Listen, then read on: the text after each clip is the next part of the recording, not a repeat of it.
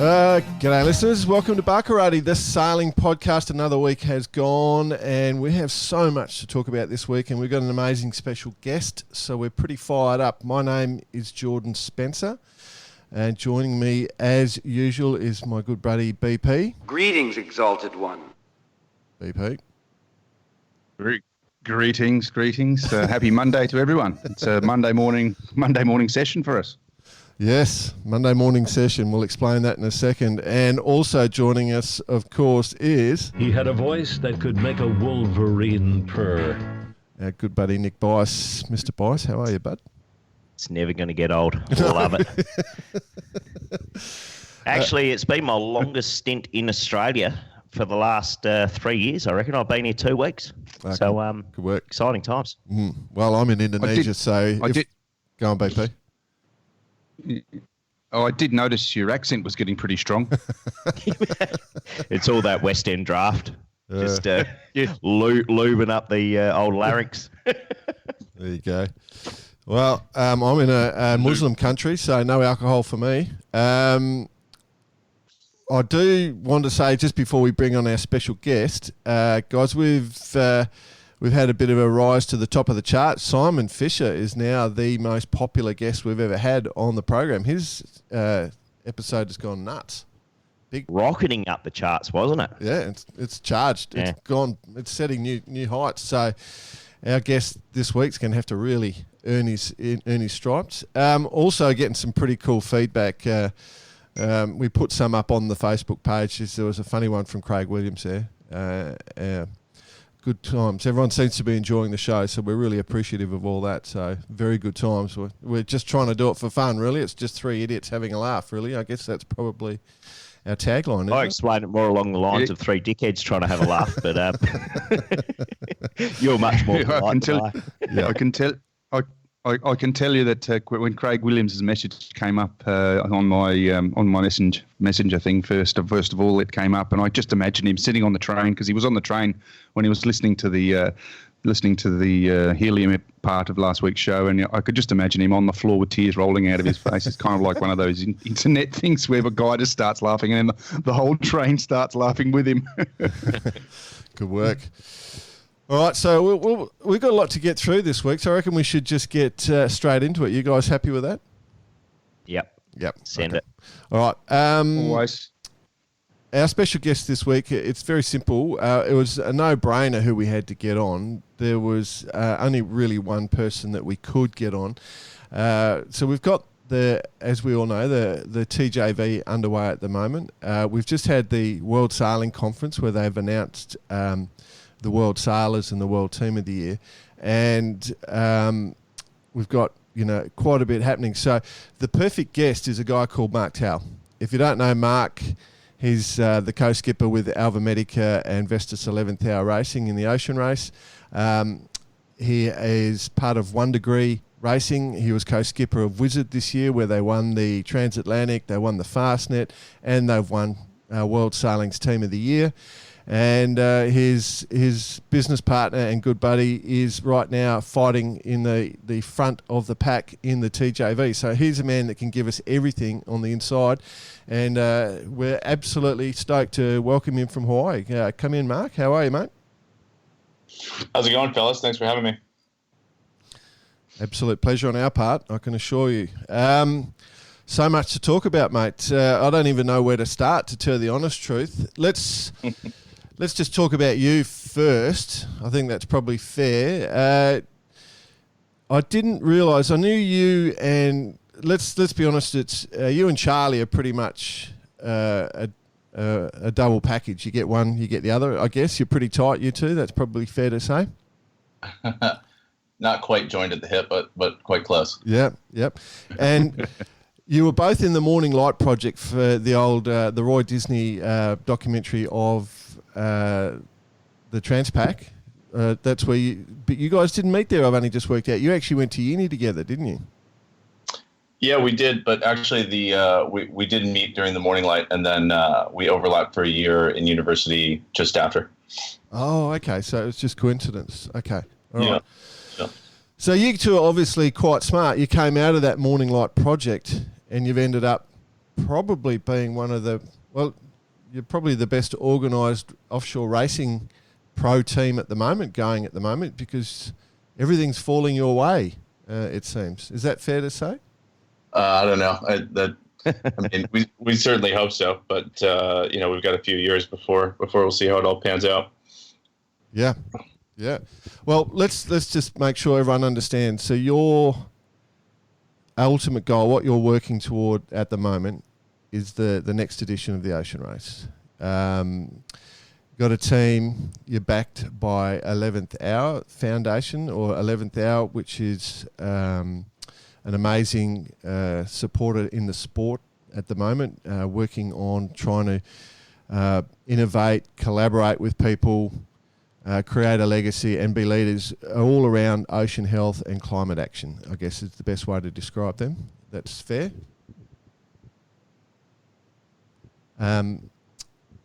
Is that fair? That's what you're doing? Yeah. The 11th Hour Racing, it's actually an organization. It's a company, and they're super focused on all things sustainability, trying to create systemic change, and really just be leaders in the sport and in the global climate community. And from their perspective, they see sports, and particularly sailing, as a fantastic platform to be the microphone and the catalyst for change. So in a lot of ways, our deliverables with them are a little bit different than your more traditional sponsorships, but it's super exciting, and it's a great opportunity for us to just continue to be at the forefront of the professional offshore sailing scene, but then also trying to be leaders and turning what's going on in our climate around. Yeah. Hey, Mark, Bossy here. Obviously, bringing Wendy in and having her involved with the Ocean Race, or the Volvo Ocean Race as it was, and it almost kick-started like a big shift and a big concentration into environmental topics. But how did that actually start, that relationship? Was she fully into that originally, or it took you guys as a bit of a catalyst also? How did that all come about?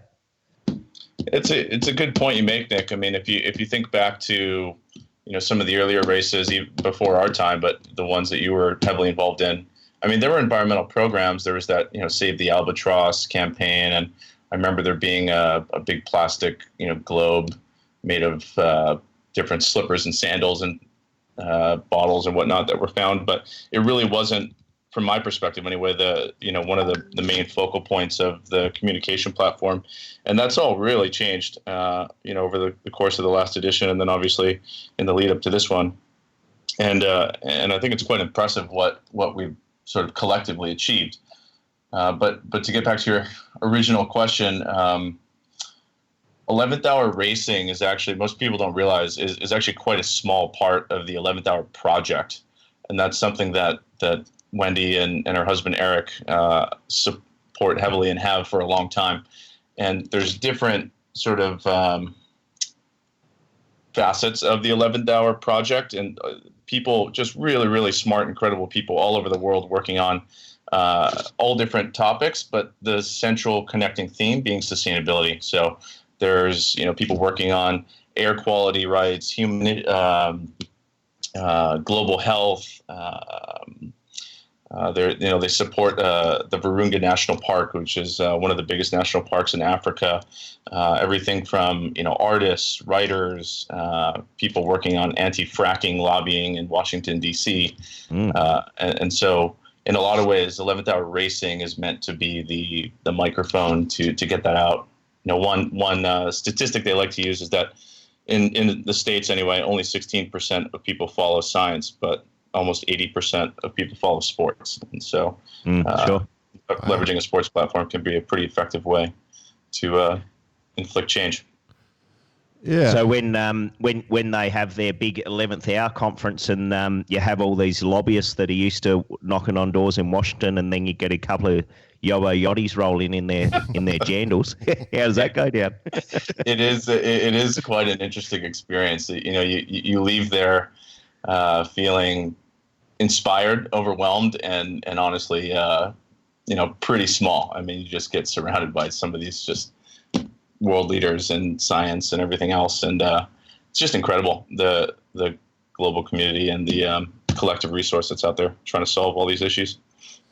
I must admit, Mark, it's BP here, mate. How are you? Hey, just quickly, I just was thinking about the whole thing. Yeah, I was thinking the whole thing. Thinking about it just then when you were discussing it. When you are involved with these sort of conferences and stuff, do you actually have to get up and do quite a lot of public speaking? And how does that feel when you're talking amongst all these legendary scientists? As Bicey was just tapping on, a couple of yobbo sailors rocking up, and all of a sudden you're up there talking to the world leaders. Well, I might just quickly jump in. Put it this way. They speak the same language, so I definitely know what's going on. When you get the scientists talking about all this other stuff, it starts getting a bit tricky. Yeah. No, it's interesting you ask. We've attended this Connect conference for the last number of years now, which is this annual conference that the 11th Hour Project hosts to get a lot of the different groups that they support together to facilitate collaboration and whatnot. And at the conference last year, so just over a year ago in October, Charlie and I gave one of the keynote speeches and talked about the campaign of the last Volvo Ocean Race and some of the things that we did and achieved with the team, and then also in collaboration with the event. And it was definitely intimidating, but pretty cool. I don't know if people realize, but one of the impacts that we had, for example, we worked with a lot of our suppliers, Musto being a big one. And, Musto was a supplier of ours in the Alvimedica campaign. And every single item, every hat, T-shirt, pair of foul weather trousers, everything came individually wrapped in plastic. And it was just ridiculous. And so, we said to them, hey, we really want to work with you. We love the quality of the product. We see a lot of room for improvement. And, this was leading into the last race, and said, are you willing to sort of take this journey with us? And they were. And actually, Nigel Musto described it as being awoken to a problem he didn't even realize existed. And so, they, across all of their global products, launched a new campaign. Everything that comes, all the goods that come now are in a much thinner plastic. They try to bulk package things. I think they reduced their plastic consumption by over 40%, and they're working to increase that as well. So, that was just one example of something, kind of an output of the campaign, which hopefully will have a long-lasting impact in the industry.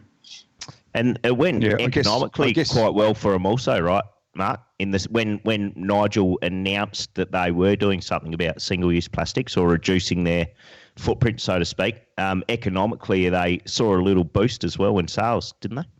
Yeah, I think it's sales, and then also I think they found some efficiencies just in their sort of production process and whatnot. Another big one, more on the event side, was, and I think 11th Hour Racing feels somewhat responsible for this by forcing the conversation, but Volvo Cars announced that they're eliminating single-use plastic from their organization globally, and that by 2025, every single Volvo car will have 25% of all the upholstery will be, made from recycled plastic. So that's, here 11th Hour Racing is this relatively small organization, and it's having a dramatic impact on a global leader in the auto industry. It's pretty cool. Yeah, absolutely. Yeah. Well, the other one that I know that's happening, because I've been able to work with you guys on a few things, and I too have had my eyes opened and blown away by 11th Hour. It's probably the organisation that's impressed me most over the last few years. The changes that they're actually driving through, not just in the boat building industry and the end manufacturer, but actually right through to the original manufacturer, the core elements. So, your carbon fibre manufacturers, I know for a fact that the involvement of 11th Hour and the involvement with the ocean race has seen some of the biggest carbon fibre or fibre manufacturers in the world actually looking to actually new ways to recycle, completely recycle, not just to grind it up and send it back as a sort of mesh up fibre, but actually chemical recycle back to its original core components. And so they're looking desperately to create a complete loop, so they never have to dig new fibre out or new base material out of the ground. So, and that's all because of the involvement of 11th Hour. I know that for a fact.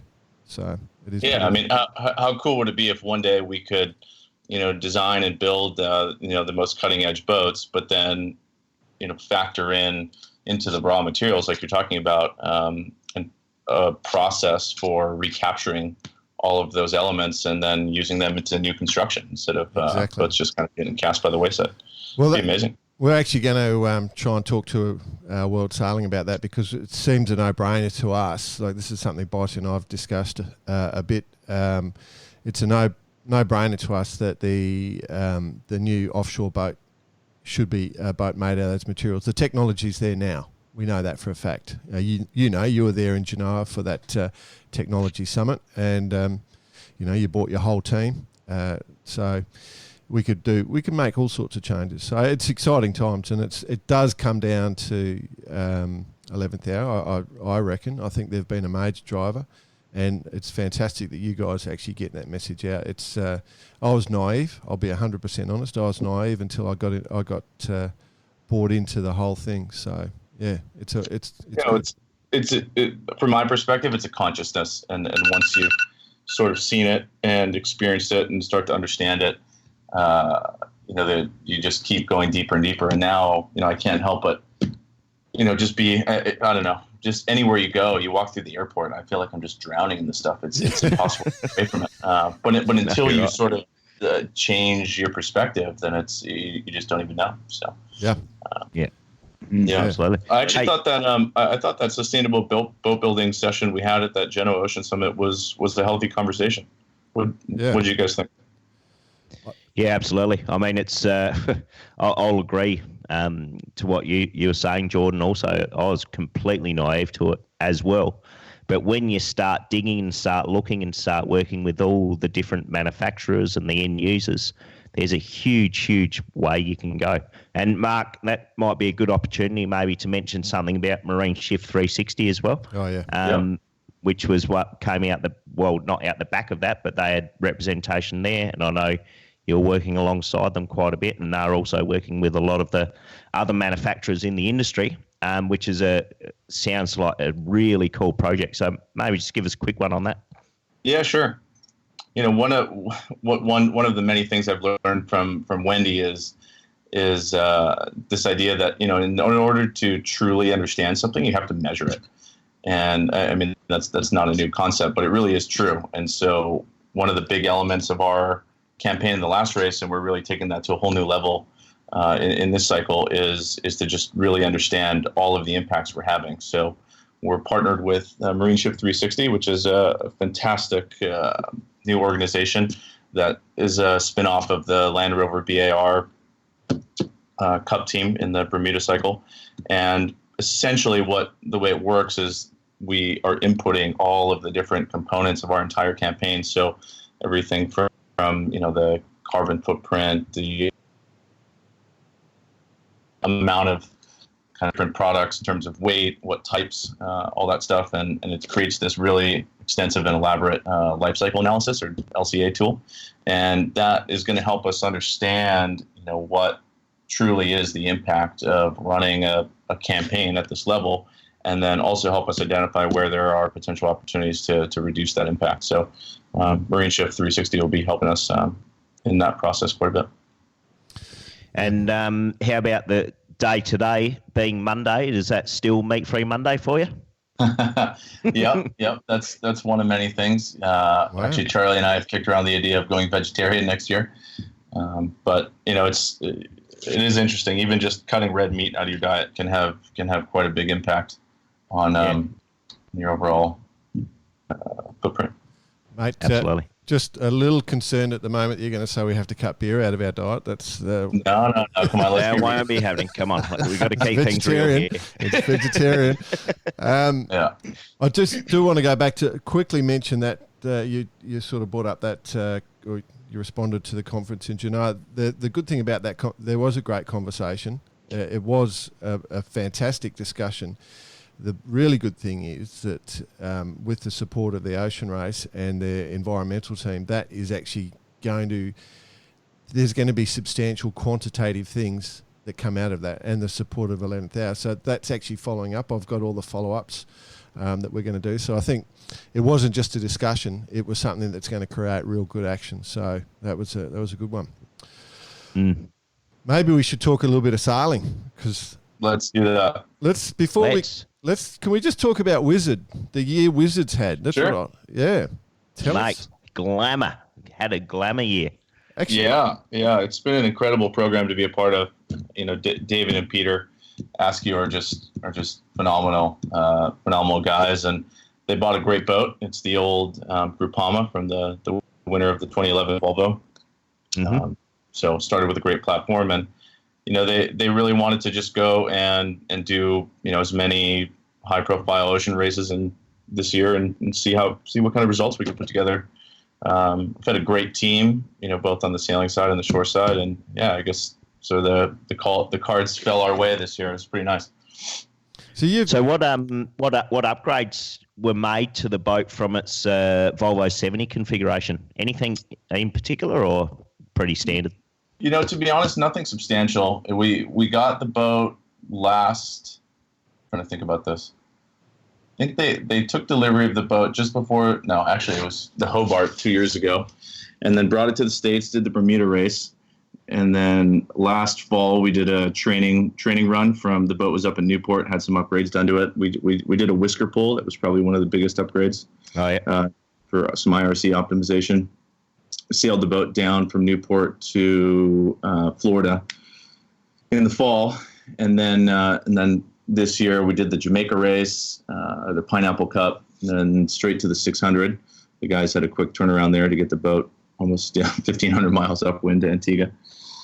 And then the 600 went really well, and then brought the boat back to the States, transatlantic, Fastnet, and then we just did the Middle Sea a few weeks ago. So it's been a fun schedule. And to go from a 65 and jump back on a 70 must have been a bit of an eye opener too. Yeah, it was great. The boats are awesome. I mean, I didn't have, you know, my first Volvo was in the 65, so I didn't get to do a lap in the 70s. But you know, they're amazing boats. You can definitely feel the difference in with no incline in the keel pin.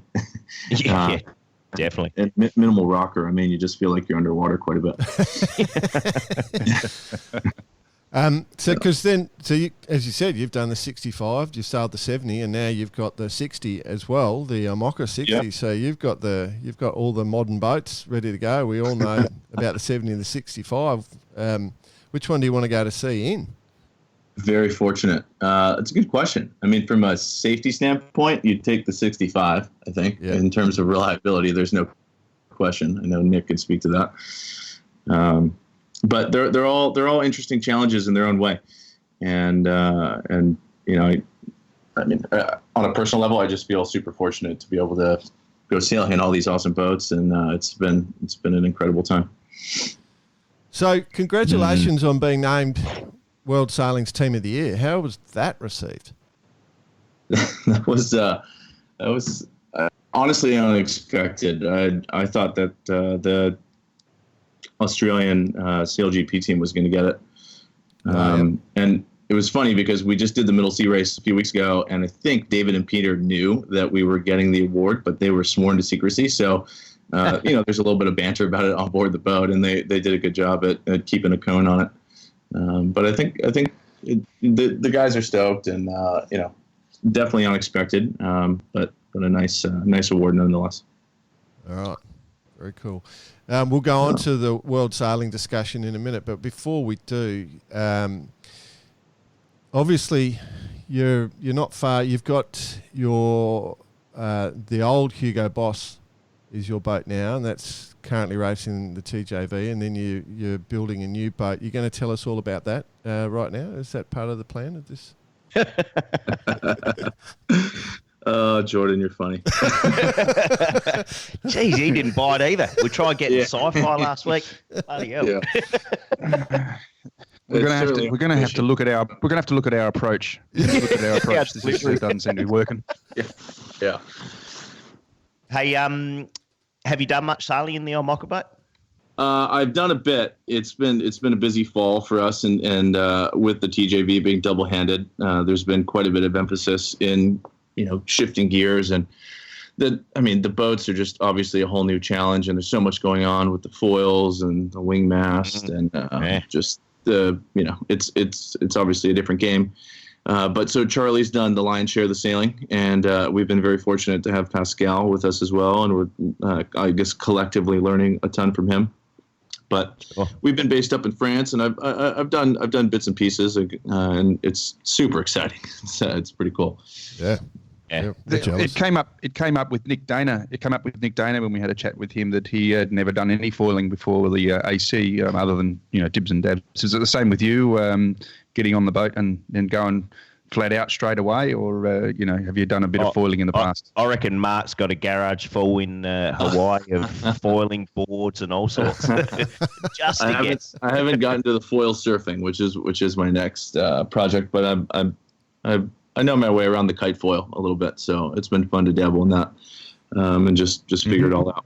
You might, Mark, want to ask Bicey offline just a little bit about foil surfing secrets that are going on. Yeah. We might be able to give Wear you a helmet. That's what I've been told. Oh, no. Something coming, mate. Yeah. Okay, cool. Yeah. Good tip. Yeah, so then to extend on BP's question, which is a good one, that first time you went at full noise on the 60, foils out, lifting out of the water, does it feel as cool as it looks? Because I haven't been on one. Actually, your boat, I was going to say, Bicey, that boat that that Mark's got is probably half the boatyard sailed on at one stage. They've all snuck down for a sail, haven't they? Yeah, exactly. And they pretty much said as soon as it hits a certain speed, it just pops out the water. And here we were with the development of the Super 60 thinking more power, make it faster, make it this, and everyone got off and said, nah, we don't need anything more than that. Yeah. That was certainly my first impression. We took delivery of the boat in early June, and Alex and the guys kind of did a little bit of a handover. And then, the first night we took it from the UK up to France. I remember we were going across the channel, and it wasn't even windy. It was maybe 20, 25 knots. And I think we just had the J2 out and a full main, and all of a sudden, a little squall hit, and the thing just felt so out of control. I was shitting myself a little bit.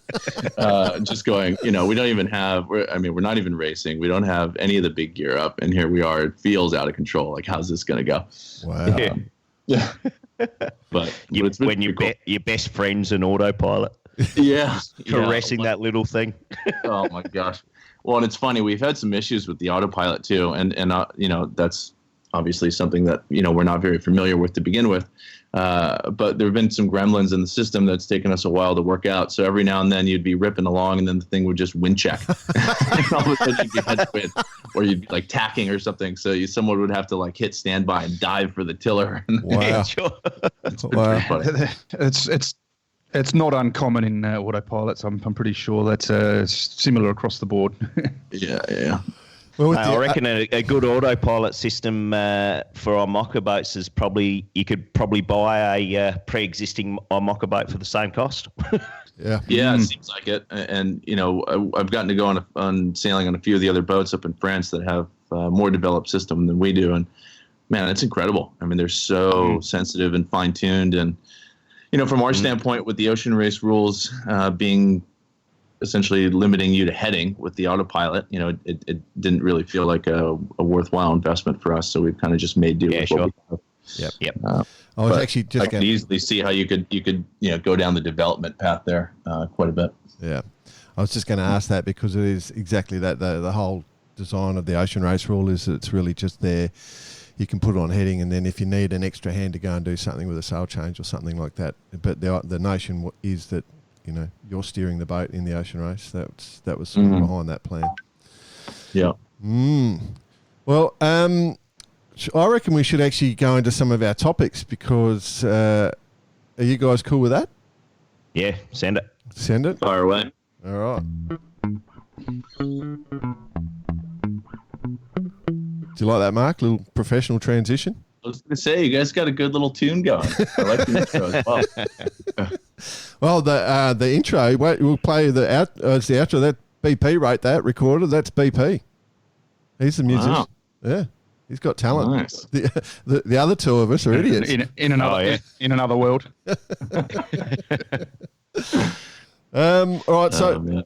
I'd like to go on to the World Sailing Conference. So the first thing is we congratulated you as Team of the Year. Thank you. We're super stoked for that. I do want to congratulate Barkarati because we forecast the Team of the Year, the World Female Sailor of the Year, and the World Male Sailor of the Year. So we chose 3 categories and we picked 100% across the board. You guys called it. Wow. So what, we should celebrate, man. Yeah. What are we thinking? Beer? So what award do we get? Yeah. Well, I'll bring us back to that point in a minute because it's relevant to a discussion we're about to have. But first off, congratulations to Anne-Marie Rindom from Denmark, the laser radial sailor, multiple world champion in that boat. She was named World Sailor of the Year, and she's going to come on to Barkarati. She's a fan, so we'll get her on and have a bit of a chat to her. We're looking forward to that. Congratulations to Marco Gladoni, the Italian Opti sailor, who is basically unbeatable in the Opti for the last few years. He was planning on coming on the show as well, but he's been inundated by TV and stuff in Italy, and I think and his mum and dad listened to us. It's not allowed to come on. No, mate. We're not getting corrupted. They were worried about us. 3 Aussie drunks. They were worried about us slipping some helium into his Coca-Cola. Yeah. He's not old enough to go to a bar yet. Yeah, that's right. That's right. All right, so basically, we agreed with all those things. We actually did think that you guys were the winner of the World Sailing Team. It was tough because the other one was the Aussie Sail GP team. There was a little bit of feedback. So there are a couple of other good really sailing podcasts. Obviously, Yacht Racing Life, our mates over there, they do a fantastic program, and Shirley Robertson's got a program as well, and we consider they're probably the top 3. We're number 1, of course, but the other 2 are close second. But Shirley, at least one of you laughed. Self-praise is no praise. Yeah, that's right. Shirley came out and said Marco is undoubtedly a great talent, and I'm sure in time we will see him flourish in the senior arena, but it seems a strange decision for a world governing body to give a senior award to a young sailor who competes only against other young sailors. You don't see football, rugby, or maybe any other world sports authority giving their annual player of the year to a junior player. Odd decision. Okay, that's a discussion point, I think, that we should probably have a little bit of a question about. What do you think about that, team? Anyone want to weigh in on that? What Shirley is I think that it actually shows the difference in sports across the board. I think our sport is very different in lots of ways. We know that with various other things such as spectators and the coverage that it gets. But I think it also just shows how varied our sport is. I mean, I think what Marco has achieved is well worthy of it. That's my point. That's how I feel. Yeah. Yep. Couldn't agree more. I think if you win a world title, no matter what age or league or anything for that matter, or class in our case, but to win it 3 times, you own that trophy. I actually heard Glenn Burke mention that once before. He won in the early 90s 3 laser world championships. Yep. Basically it was during a presentation at the Volvo to Mark Christensen, who had just won 3 editions of the Whitbread and the Volvo. And basically he said, if you win a world title 3 times, you can consider that you own that trophy. I think Marco is well deserving. And it just shows, as you said, BP, of just how broad we are in our sport as well. And I couldn't have thought of a better winner, to tell you the honest truth. You got any thoughts, Mark? I tend to agree. I actually thought it was kind of cool that it obviously he's had such incredible success in an Opti class. And I guess I can see the logic in what Shirley's saying. Yep. But I guess from my perspective, he's had such an outstanding run that deserves some recognition. Yeah, I think that's the key point, what you just said there. Deserves recognition. So do we think if we put him on a level playing field with, some of the other top sailors in the world, he'd beat them at this stage? Probably not. But he is racing in probably the most popular class. So to win that World Championships, he had to beat the most people in sailing. The other thing that is really important here is that it's a public vote. It was up to the public to get online and vote who they think was the winner. So I think that just shows how varied the supporter base is, as well as the people watching the sport. I mean, there's obviously you've got a lot of people involved in the Opti class, which probably would have attracted a lot more votes than some of the other classes. But but my point is that it just shows that the sport is so diverse, and I think that's really cool. I think the other thing, you mentioned it later in the show, you were talking about getting, how do we get more people into sailing? I don't think this is a bad way of doing it. I mean, I think giving this prize to Marco shows other kids that, this guy's done it. Let's go and have a go. So let's just clarify Shirley's point. Just immense amount of respect for Shirley, and I'm not trying to say anything to talk down to her at all. Shirley's one person I do quite enjoy listening to, especially, her commentary is quite good. She's saying that if you read between the lines, she's saying that he shouldn't have been put into the senior category. It shouldn't have actually ever been there. So it's irrelevant what the public vote says. It should have been a junior World Sailor of the Year, which is fine. But then it goes to that point that it does promote an outstanding result. The kid has been a super talent. He's got a pretty cool coach when you actually chat to his coach. He's very laid back. So, yeah, it's a good one. Is he in your level? Jordan? He's obviously very talented. Very talented coach, and he likes his surfing. And so, Hey, guys, I have a question. Is there a Junior World Sailor of the Year award? I don't think so. I was thinking that as soon as it came out of my mouth. I really don't think so. I mean, it seems like you'd think not. Yeah, well, maybe that's somebody could bring that to World Sailing. I mean, it seems like that would be a reasonable thing to have moving forward. Yeah, I agree. It's a great idea. The point I want to come back to though is it's a public vote. A week out from World Sailing Conference, we made our forecasts on who we think the World Sailors and Team of the Year should be. Oh, I'll see where this is going. Are you saying we sort of helped it along a bit? Our listener base is turning into quite large. We've discovered that we're quite popular. Have we accidentally influenced the decision? Swayed the vote.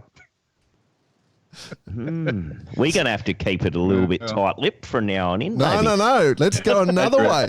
Let's start our own campaign. Let's pick somebody. Let's test the market, right? For next year, let's pick somebody completely at random. Like the Logies in Oz. Yeah, exactly. And let's get somebody there. Let's just get somebody there. Let's get a Ginger there. Let's get the Ging Challenge up as Team of the Year. He sails a boat called Boating McBoatyface. Yeah. Otherwise, just pay us and we'll get you there. Oh, my goodness. Yeah, well, that's the other option. Mark's starting to wonder what he's got himself into. Yeah. I could just imagine us up at the stage getting the trophy for the Ginger Challenge. I can see it right now. So I'm actually, we could start spreading that news. We've already been elected, already been nominated. Oh, there you go. All right. Well, the other one I wanted to touch on, I think we're going to sort of, the whole reason we do this, Bar Karate, Mark, I don't know how much you listen to the show, but the reason we do it is, well, it's just for fun, to tell you the honest truth. It's three blokes having a laugh at the end of the day. But I think we really want to promote our sport. And one way, the ultimate way to promote the sport is to get more people come into the sport. It benefits us all to have more people sailing. because it's a great sport for human beings to do. Teaches so many life skills. At the World Sailing Conference, there was I went through all the agendas, and the only thing that really was about promoting more sailing there was the agenda to drive more women into sailing. They're looking to try and create a 50-50 split. So much respect for that. But I think there is a fundamental barrier, or there's a fundamental fault in our sport. Like, numbers seem to be declining. And I would have thought that would be a constant topic of discussion at the World Sailing Conference, how we get more people into sailing. Do you guys agree with that, or is that just me being silly? No, I read that little article, and whilst I agree diversity and everything is very important in our sport, and we actually are very, very diverse. But for me, to get more people into sailing, it's about opening the yacht club doors, becoming inclusive, not exclusive, welcoming new parents in, to get their kids involved. They develop a new friendship group, and you've got to make it fun for the young kids as well. But let's not forget about the parents who need to feel welcome to walk into those yacht clubs also. Yep. So what I'm basically saying is, once we launch Bar Karate Beer, we can use that as the character dangle in front of the parents' face to get them down to the yacht club. Oh dear. I guess my 2 cents would be that, it doesn't just have to be yacht clubs as well. I mean, there's all kinds of community sailing programs all over the world that are working to, provide access to sailing in the ocean in a different way. And it seems like that would be an area worth exploring more. So how did you get started sailing, mate? Actually, super randomly. I both my parents worked full time, and I have a younger brother, and so my parents were always trying to keep us busy during school holidays and whatnot, and partially as daycare, partially as just a way to expose us to different things. So when I was young, I did soccer, tennis, golf, basketball, volleyball, all the different sports, and someone recommended to my mom that she sign me up for sailing lessons, and I think it was in the 4th grade during spring break, and I went, and we sailed toppers in Hawaii. I don't know if you guys have ever sailed those, but they have them in the UK. And I just thought it was the coolest thing. I didn't know anything about sailing. I don't come from sailing family or kind of ocean family or anything like that, but just thought it was the coolest thing, and kept going back and did my first race that weekend and got 3rd place, and it was just awesome. And just kind of fell in love with it from there. So it was quite random. Yeah. So I mean, that's your point is pretty good. It doesn't have to be about yacht clubs, but it also doesn't have to be about racing. I think that's one of the. Sorry. Yeah, I totally agree, and I also think that when this conversation happens, there tends to be a lot of emphasis on getting more youth into the sport as a way to grow the sport. Yes. But I also feel that we shouldn't overlook the adult new sailor, because there's a lot of people, I think, that find the sport later in life that really fall in love with it. And we should create more opportunities for those people to get involved as well. Absolutely critical. That is exactly what I've got written down as one of my points of this discussion. There is a lot of youth focus programs, but not as many for the adults. And so what are the barriers then? What are the barriers to people coming sailing? Access. Well, we all know number one barrier is the price of the equipment, isn't it? That's probably the biggest thing. Well, not like a pair of football boots or a Yep. But you can, I mean, sailing can be really cheap. You can sail for someone else. You can go to a yacht club. You can charter a boat. Mark's comment was access, which I've always been struck by the US. It is very difficult to access a yacht club or actually access a program. It's becoming more difficult in Australia, and it's more difficult around the world, because it is tough getting access. Time, I guess, is another element to the access point. Is that fair? Definitely. Yeah. Definitely. Everyone's a lot more short of time these days with everything else going on. So that is a definite point to be added. So Go on, BP. I was in a lucky position a couple of weeks ago. In that I was able to enrol my daughter into her TACAs 2. We have a course here, Mark, called TACAs, and it's basically the juniors. And I was the instructor, so that helped me. But time frame wise is a big issue. I mean, you got parents working full time, and to get the kids off every morning to a sailing day is not easy. So, but I was lucky enough to be her coach, which was strange. Yeah. Yeah. Right. I think so from the time perspective, like just keeping people engaged. If they're not, I guess if they're not fully into it, I mean, you could go down to the store and buy a basketball and a pair of sneakers, and $100 later, you're ready to roll, and you can go down to the court and play for an hour, and then you've gotten a good burn on, and you've satisfied your kind of sporting itch for the day. Whereas sailing, and I guess what I'm trying to say is it's the culmination of all these things which do make it challenging. It is hard to access. It is expensive. It is time consuming. So it's going to take a combo approach to knock those barriers down a little bit. Yeah. Yeah. Well, one of the biggest things. Go on, BP. One of the biggest things for me is the level of instruction too. One of the things that we've worked very hard on over the last, I'd have to say 20, 25 years, and Jordan, you'd be agreeing with me on this one, is we have a very high level of club instructors, and it only goes to show from last week when I was with Brett Yardley, his level of input, but the way he does his courses is very much around fun, and I think that's something that has been forgotten a little bit over the years, that it is fun. And, it goes to the professional level, but the fun side of it is something that needs to be really, focused on. And that's what they're trying to do at club level for the kids now, and adults for that matter.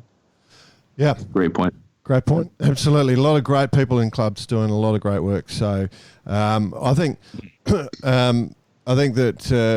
we all agree from the conversation that we got to drive the base of the pyramid rather than just focus on the top. I think that that's the message I guess I'm trying to push back up. I think that Barkarati is trying to push back up that let's get more people coming at the base. We'll get all the talent coming out the top then. It's the easier way.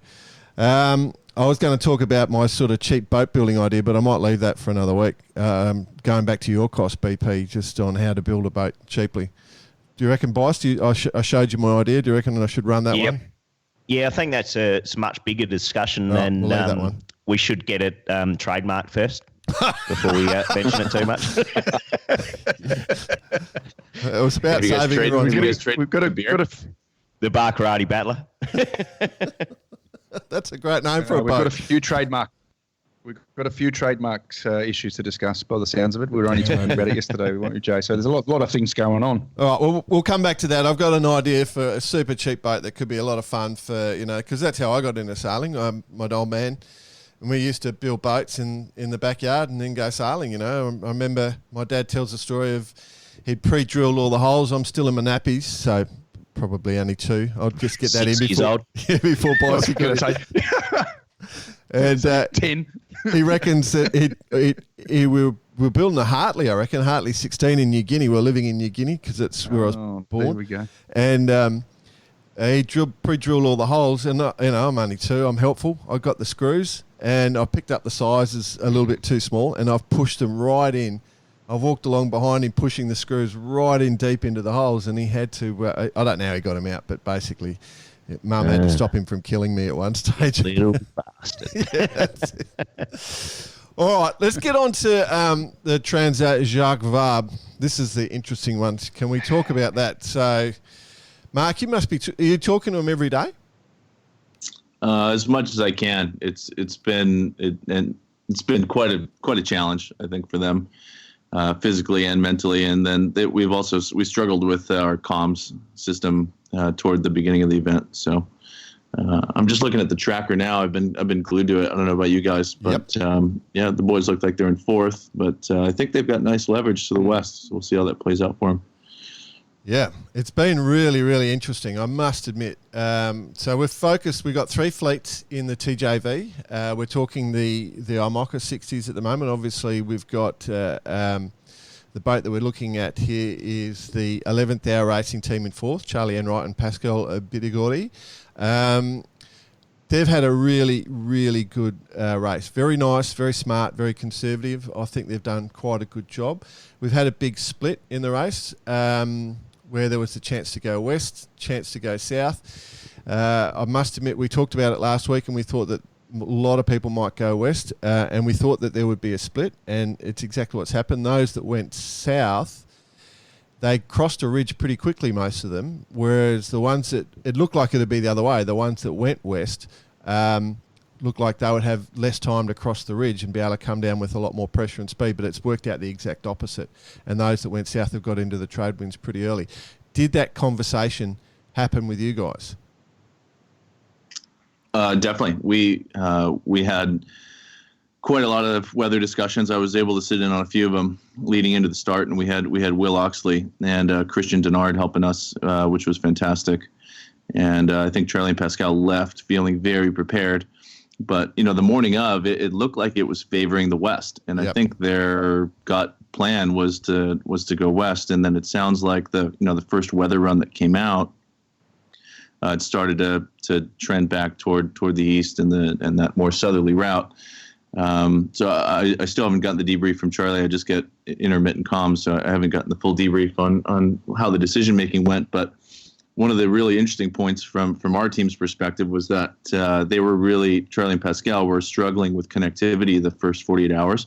So they basically weren't able to download a grid until I think at least 2 days into the race. Wow. So they actually made the decision, the split happened quite early. So they made that decision. I'm quite curious to hear what went into it, but they didn't have. Maybe they're setting up for Don McIntyre's race. Yeah.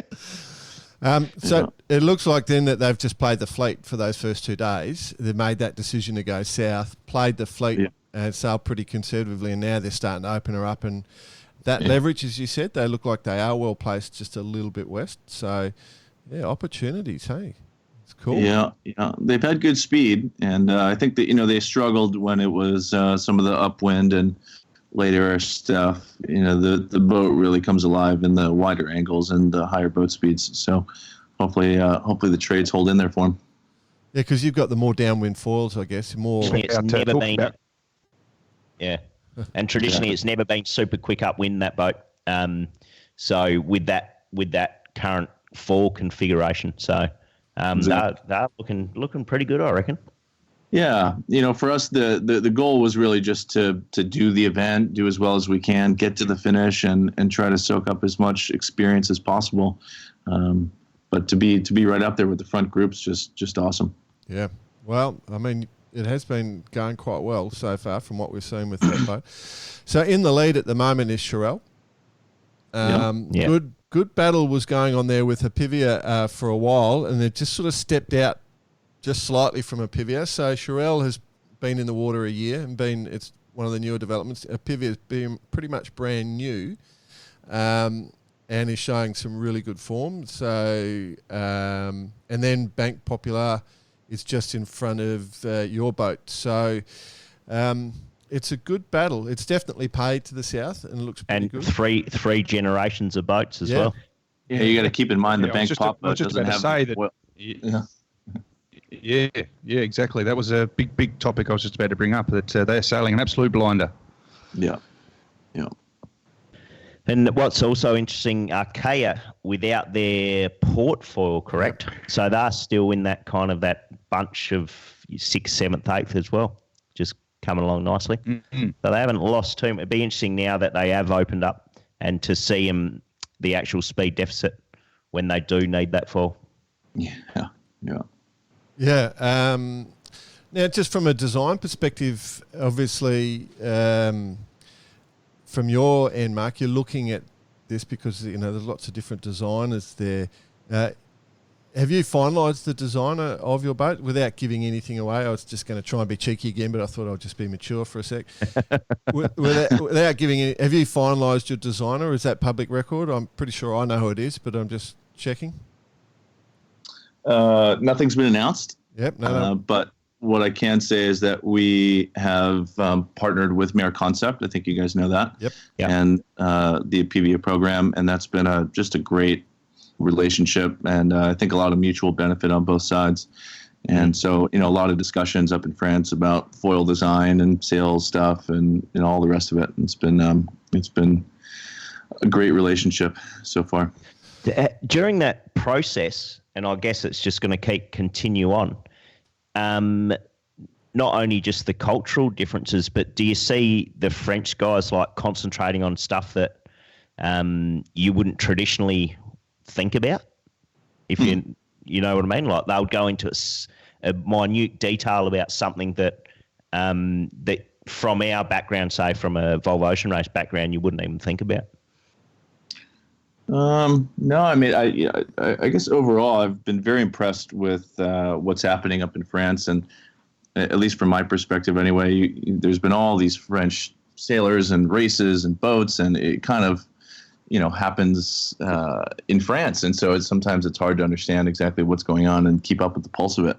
But it's really amazing. There's just some incredibly smart people up there, really talented sailors, and you work with a guy like Charlie Dollin or Francois or Jan Elias, and they're just so into the details on everything, but also very kind of what's the right word? Methodical about their approach. They understand what's the priorities and what isn't, and where to invest the time and stuff. So it's been a great learning opportunity just to be around some of these guys and see how they, take on the development process of these boats.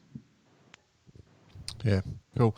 So they're just to the north of the Canaries at the moment, in good pressure, and a week into the event. It's going well. With the Class 40. They're actually south of the Canaries. They're north of Cape Verde now. They've been going pretty quick. Yeah, that's my fault. I'm just looking at little islands there, and I just assumed it was Canaries. The South Canaries. That's all right. That's all right. Yeah. Cape Verde, good surf there. Maybe they can just stop in and check the for the ocean race. Yeah, make sure that everything's looking good. Yeah. I assume you guys saw the unfortunate news about Hugo Boss. That's what we're about to talk about. Let's roll straight into that. Good. You take over hosting, Mark. Good work. Yeah. I'll leave it to you, Jordan. No. You started. Let's go. So, tell us what you've heard, bud. I haven't heard much. I just, I guess they've had an issue with their keel. They hit something, and from what I read, it sounded like the ram might be the only thing holding the keel onto the boat. So they've had to obviously slow down, and it's a tough break for those guys. It's scary as well. Oh my goodness, I can't imagine. That's the last thing you want to be looking at is your keel just swinging on the ram. The good thing is that the keels are pretty light these days. So, yes, it'll be interesting to know exactly what has gone on there in the sense of whether the keel pins broke or the actual bearings pulled away from the hull. If it's holding on just by the ram, I mean, Sheesh. That is would have scary been a big stuff. impact. Yeah. Very nerve-wracking. I wonder where they're going to go. You're just kind of looking at it. It's like they could get to the Canaries. Madeira might be the. Well, I guess it's what breeze have they got? They're kind of. Well, it's the trade winds. So yeah, probably. You'd go the Canaries, wouldn't you? It's shorter. It's straight up wind almost. It's crazy.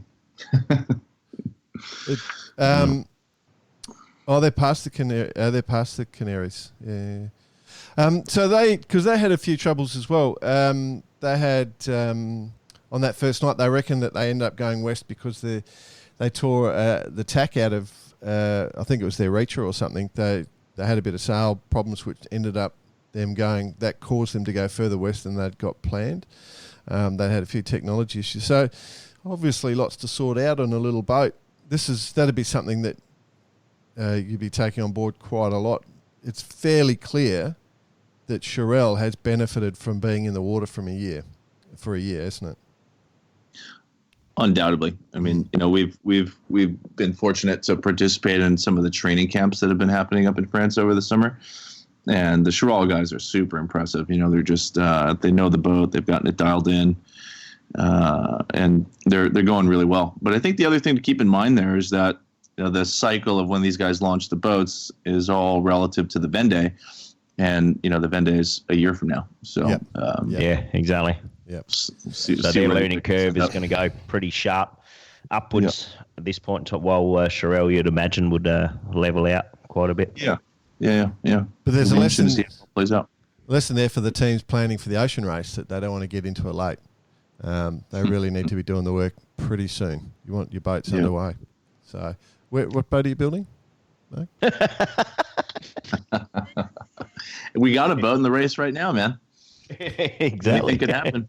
Heard a rumour you're building another one. All right, I'll leave that alone. Class 40 BP. We have to talk Class 40, don't we, mate? Because otherwise you'll get grumpy with me. We do. Yes, that's right. I will. But so our prediction of Sam Goodchild having a good race is up there with Fabian Delahaye. He's holding on to second place. But there was some bad luck for Luke Berry at the start, very early in the race with the dismasting. So all okay on board, but that's very disappointing for Luke and co. So they're safely back in port. But, it's always disappointing when someone loses a rig for sure. But I tell you, who's having a cracker is my old mate Ian Lipinski.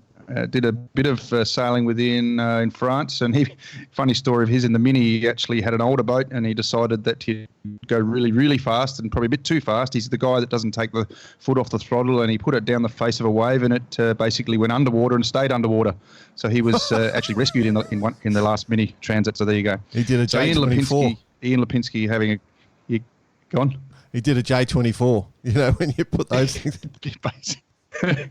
He basically went down the face of a wave, didn't come up. And just to note, the Minis are designed to not sink. They're full of foam. And so basically the whole boat was full of water, and he was sitting on the cockpit roof just waiting to be picked up. Ended up in Turkey, would you believe, on a merchant Navy ship.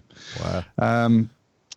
So Ian is a very talented sailor from France, and a lovely bloke to boot, and very good that he's out in front. So Sam in second, and then Amaric Chapelier and Pierre Leboucher in third. So it's all pretty close. They're all, within. Well, looking at the top three, they're within 30 miles of each other.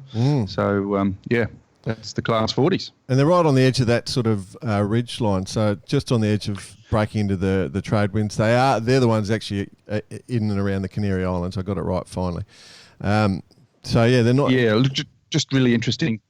Really interesting to note that Banque de Le Monde, which is Simon Costa, another guy that is from the Mini fleet, and Valentin Gauthier, took a bit of a gamble and seem to have made up some big ground with this little weather system that's going on. They've jumped 4 places overnight, so they're attacking now from the other side of the course a bit. So we'll see how that pans out for them.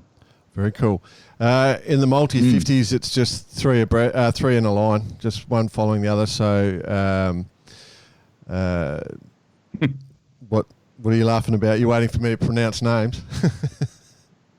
Yeah. So Group GCA and... Can you have a go? Solidaires en Peloton, and then Primonial in a line. But I wanted to get back to the Class 40s and the race. Obviously, TJV's flying past, and having started, yesterday, or where are we, Monday now, about 30 hours ago, of course, is the Mini Transat right in the middle of that as well. So it must be very busy on the water there. Oh, it's plenty of French over the VHF. Plenty of French going on over the VHFs. Yeah. I would have my bloody translation book there, trying to work out what the hell they're saying. I'll tell you what, it's not easy. Do you want me to give you a quick rundown on the Mini Transat? Yeah, so they just started basically, haven't they? Started on Saturday, I think. Yeah, they started on Saturday from Las Palmas de Gran Canaria. This leg is 2,700 miles, so there's a fair bit on. This is probably the bit that everyone looks forward to be honest. They're out of the Bay of Biscay, and they get themselves set up, and they can just pretty well sail in the trades all the way across. Obviously, it gets a bit hard at the doldrums, but that's all part of it. So they headed off on Saturday with some lovely breezes, sort of 20 knots plus a breeze. So apparently it was a bit of a sight to see with 87 boats that have taken off. The unfortunate part, it seems like the commentary curse has come into play. We said We said that there was always a couple of classy females in the top 5. Unfortunately, both our predictions have turned around and gone back. So we've... we're not going to get that one. No, it's a long race, so hopefully they can get it back together. So it's really bad news for Emily Grassi in the production group and Marie Gendron in the prototype. Now, they came 4th and 5th in their classes in the first leg, and both of them have had to turn back with some repairs. So hopefully they can get back out there. They do have 72 hours once landed to fix any problems. So that's the rule, and if they can get back into, I think they were supposed to get in last night. So we'll keep you updated on that. In general, everyone's fanging across the Atlantic and enjoying their sailing and hoping that their electric systems stay in play the whole time. Otherwise, it gets a bit hard. Yeah, so there you go. We'll keep you posted. Starting in good trade winds and full noise with a ton of boats floating around them. Have you sailed a Mini Transat before, Mark? Have you ever had a chance on one of those? Never, but obviously seen a ton of them floating around France, and it looks awesome. Yeah. Get the chance, love to do it. Yeah, cool. What do you reckon? You reckon there might be a few collisions in the night? Because we got all the minis are all just. There's got to be. It's like a little. It's like a cloud of mosquitoes zooming around all the other boats. Yeah. Can imagine an eye out anyway. Stress level be pretty high. Yeah. Well, let's add to that stress level because there's a super cool event that's just on delayed start, Brest Atlantiques. That was supposed to start on the weekend as well. That's the 4 old team trimarans that are going to race across almost the same route that all the other boats are doing. They're going to head down to Rio, though, and then go around an island off Rio and then down to Cape Town around... what's the island? Around Robben Island. Robben Island. So they're going off the island off of Ep20 Beach in Rio, then around Robben Island. Yep. I mean, a pretty cool course, actually. Pretty cool course. And then back up to Brest. So 14,000 nautical mile race. Wow. And they're just delayed for a few days. They should be done within about 3 days, I reckon. Yeah.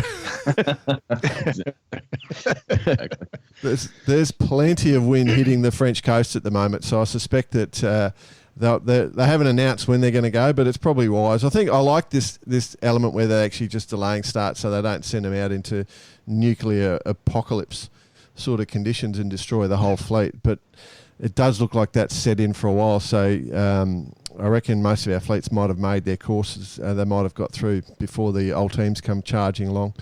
But that'll be cool to watch. Yeah, you'll probably be able to see them, Mark, as they go past. You'll get flying to Brazil. Could do, yeah. They're just incredible machines, aren't they? Yeah. Have you had to go on one of those? No. I've gotten a little tour of Francois, but I haven't gotten to go for a rip yet. Love to, though. Looks awesome. Yeah. Might be possibly a little bit boring. I'll pass it up. Holy shit, man. We get scared at 20 knots. Imagine bloody smoking around at 45 knots. Yeah. Well, there's some good stuff going on. So if you're not tuning in, obviously we're doing a lot of offshore stuff at the moment because there is this stuff going on. As we move past this, then we're going to start moving down into some of the dinghy stuff and the One Design racing. So, but there's just too much going on to not be focused on this. So it's very exciting for us.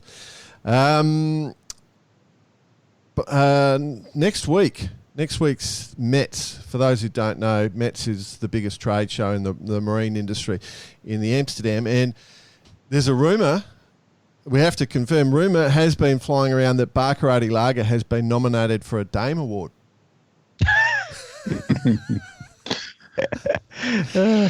You blokes are going to be busy. You blokes are going to be really busy. Yeah. Nah, absolutely. Like, we got to relabel all those Heineken bottles with Barcarati logos. I don't know if you know, Mark, because if you haven't been listening to the show, we've had a few discussions about beer, and we were approached by a brewing group to sponsor the show. And we pushed back and said, oh, actually, why don't we just create a Barcarati beer? And they've responded to it. So we're actually in the process of creating Barcarati beer, which, will be stocked at all good yacht clubs in the world. Awesome. Yeah. So Are you LL, IPA? What are you thinking? Well, we're doing the taste testing at the moment, to tell you honest truth. The taste test is going well, but I keep forgetting where I left my bloody notes. We want something that's. We'll take suggestions, mate. We want something that you know, after a big day on the water, you can just. It's the first one, the refreshing one. That's the sort of style I think we've discussed. Yeah. Just that you just go, yeah, I need a Baccarati lager or ale or whatever. Fresh, crisp. Why stop at crisp? You guys could have a whole line. Oh yeah. Well, exactly. Yeah. We'll create one called the Rhoda, J-Dog. Yeah, the Rhoda. Yeah. We'll need a few of them. For those who don't know, that's a bit of an in-joke. So if you go for a drink with Bicey, you'll have a nice... So let's just go for a couple of beers. You have a couple of beers. And then as you think, it's winding up, he goes, Rhoda. And you go, okay.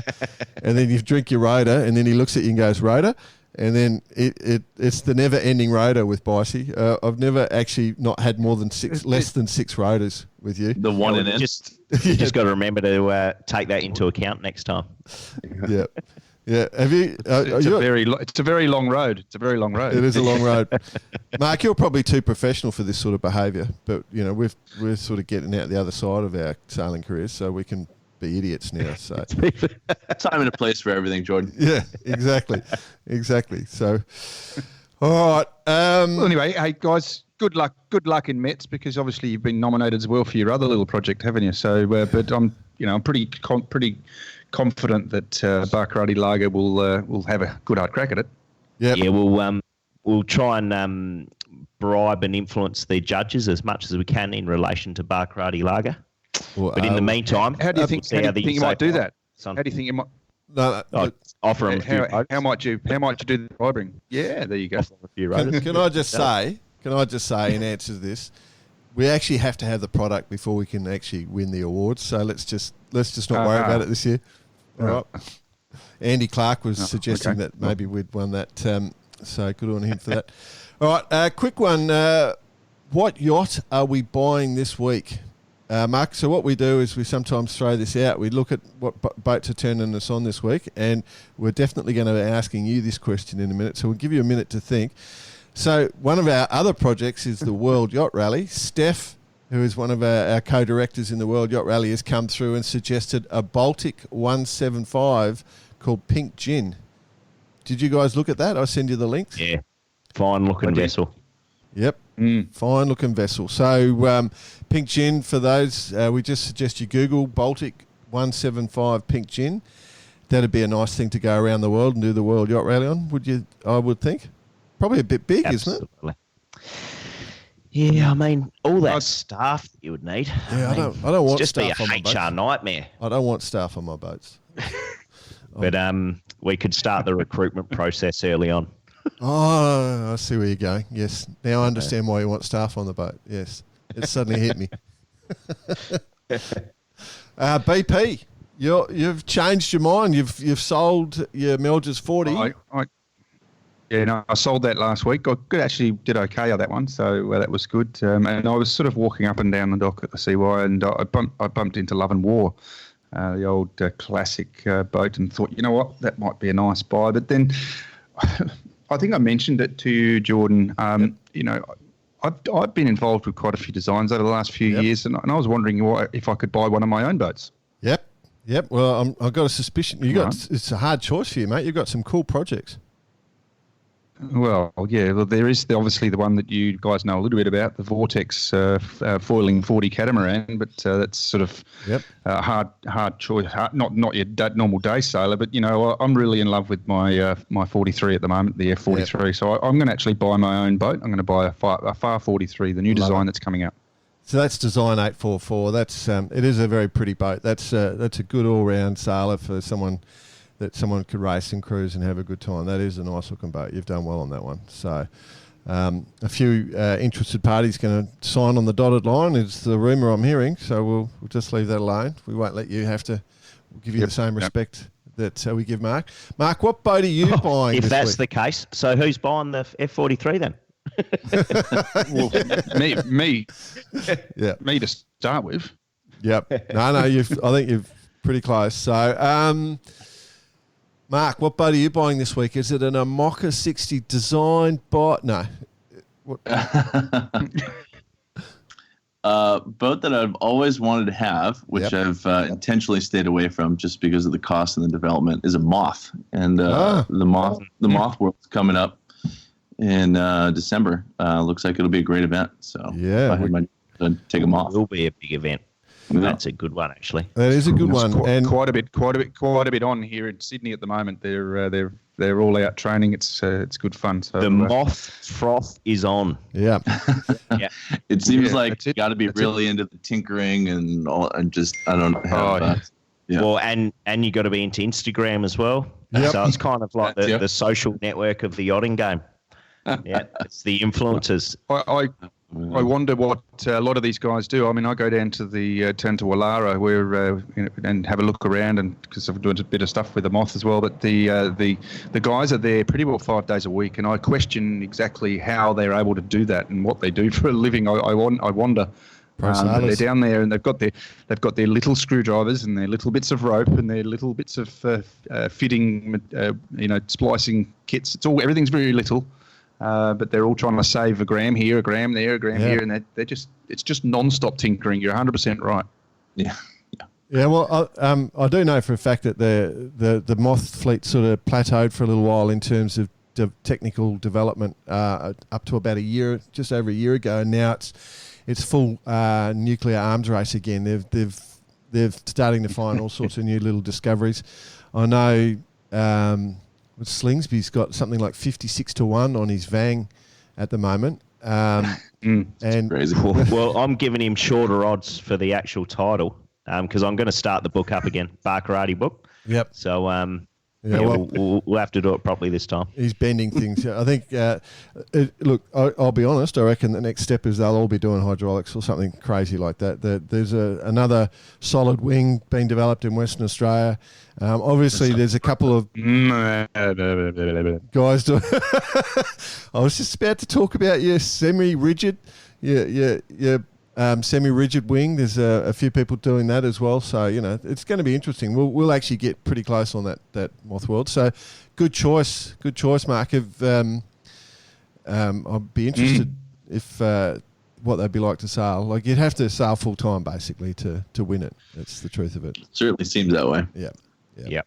You got to be, and you probably need a little support crew as well. It's almost got to that stage. So, crazy times. But good choice. Well, in actual fact, Jay, they're pretty good. The tight knit group. They're out training in Wallara pretty well every day, as you say. But they generally help each and supporting each other. It's and obviously when the start gun goes, to be a bit different. But they're out there and they're training together, and that sort of is creating a tight knit group, but also what tends to be a really tight regatta. So yeah, that'll be a good one to cover.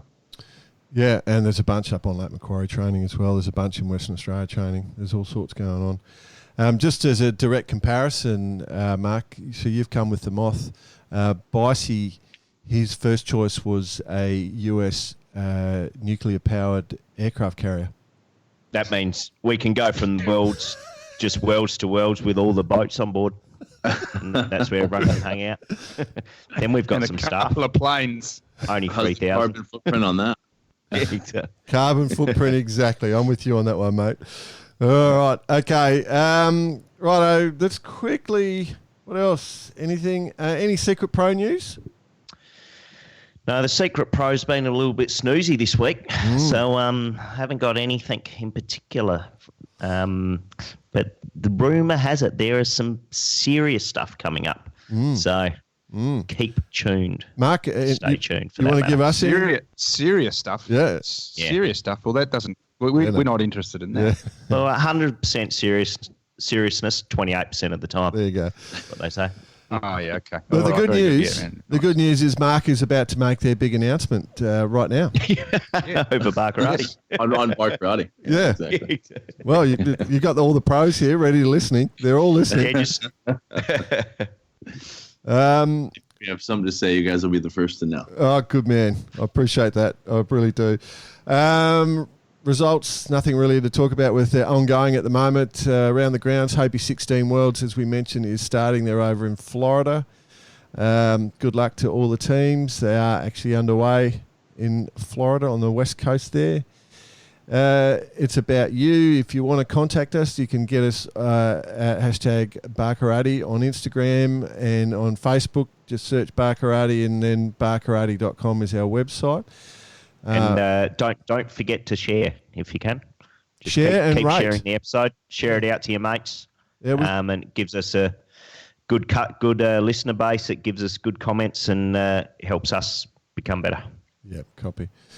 Quick question. We asked for our favourite names that we've seen on a boat. We had a few people nominate a bunch of names. There's some good ones, eh? Oh, my favourite, Cirrhosis of the River. What the? Cirrhosis of the River.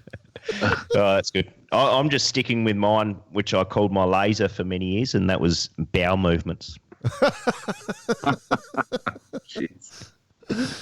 Have you got any sort of name you've seen that stuck in your mind, Mark? I'd have to think about it. That's all right. I always loved Robbie Dewson's boats. You can't buy Fritz in Sydney. Yeah, you can't get Fritz in Sydney.